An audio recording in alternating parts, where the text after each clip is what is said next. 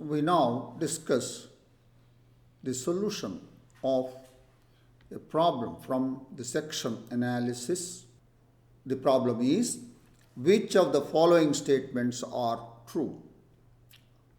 Options.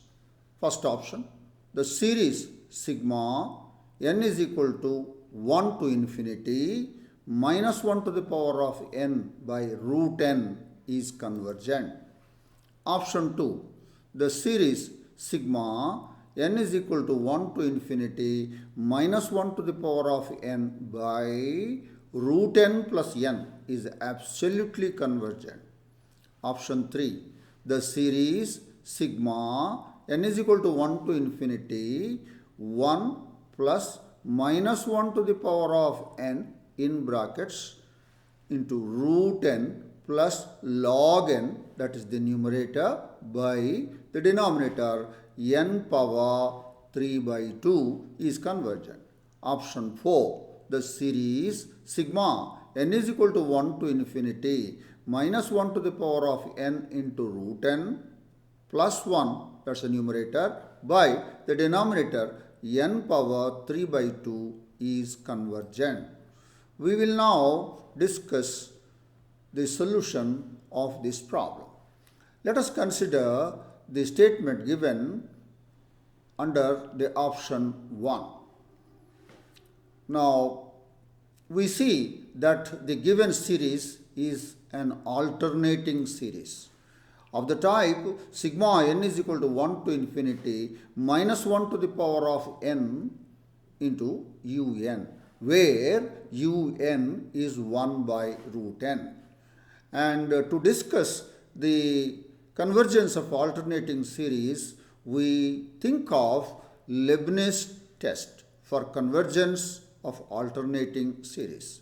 The alternating series sigma n is equal to 1 to infinity minus 1 to the power of n into un converges if the following two conditions are satisfied. Condition 1, un plus 1 less than or equal to un for all n belongs to n, and the second condition, limit n tends to infinity of un is equal to 0. Let's go and see what happens in this given alternating series. Note that root of n is always less than root of n plus 1 for all natural numbers n. And taking the reciprocals, we get 1 by root of n plus 1 is less than 1 by root of n for all n belongs to n. This is nothing but un plus 1 and this is un. And thus we get un plus 1 less than un for all n belongs to n. And what happens if I take the limit of un as n tends to infinity? And we see limit n tends to infinity of un is 0. So both the conditions of the Leibniz test of the convergence of alternating series is satisfied. So by Leibniz test for the convergence of alternating series, the given series is convergent, and hence the given statement under option 1 is true. So therefore the option 1 is true. Let's consider the statement given under option 2, and we want to show that this series is absolutely convergent. To talk about the absolute convergence, we take sigma n is equal to 1 to infinity of mod of the nth term. So we have, and the given series is basically an alternating series. Sigma n is equal to 1 to infinity minus 1 to the power of n into un, where un is 1 by root n plus n. And to consider the absolute convergence, we take sigma mod of the nth term. So now sigma n is equal to 1 to infinity mod of the nth term minus 1 to the power of n into un, and mod of minus 1 to the power of n is 1. So you will get sigma n is equal to 1 to infinity of un, and that is sigma n is equal to 1 to infinity of 1 by root n plus n. And we see root n is always less than n for all natural numbers n, and adding n on both sides, you will get root n plus n is less than n plus n, which is 2n. So root n plus n is less than 2n for all n belongs to n. Taking the reciprocals, we get un is equal to 1 by root n plus n is greater than 1 by 2n. 1 by 2n. And it is well known that sigma 1 by n is divergent. And you can think of the P series test. Sigma 1 by n to the power of p diverges if p less than or equal to 1.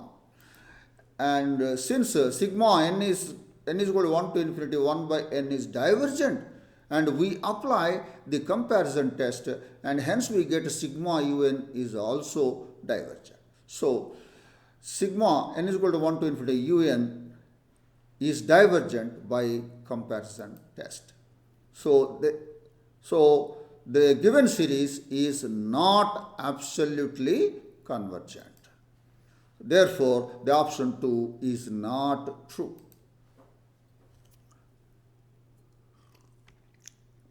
We now consider the statement given under option 3. And we have this series, and we will write this series as the sum of 3 series.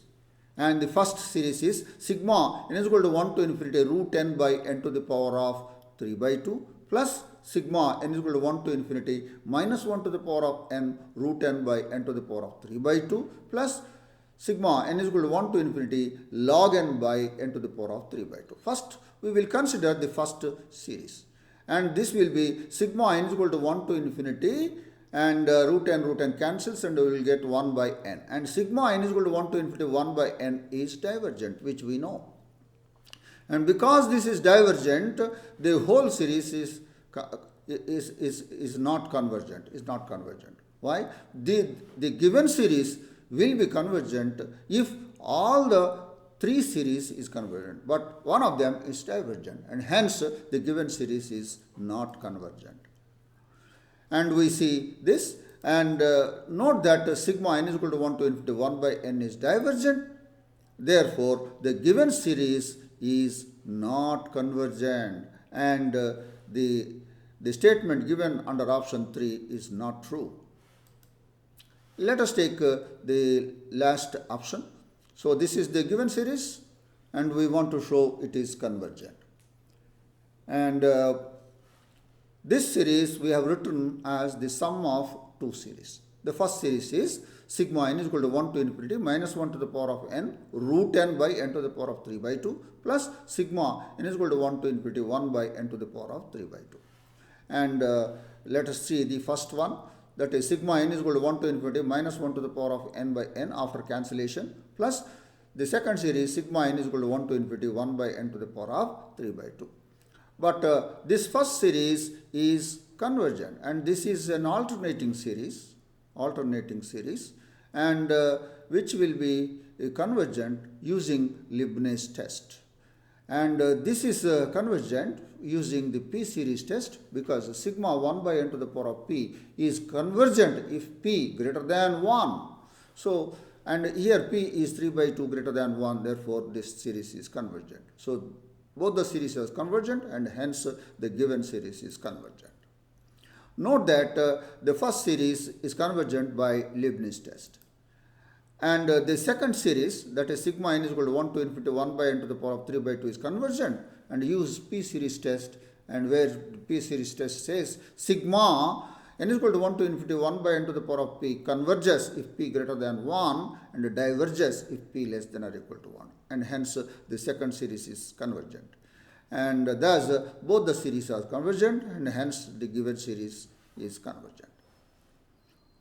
And this proves the option 4. So the option 4 is true. Thus, the final answer is option 1 and 4 are true. Remember all the rules of convergence of the series of real numbers. That will help you in solving the problems.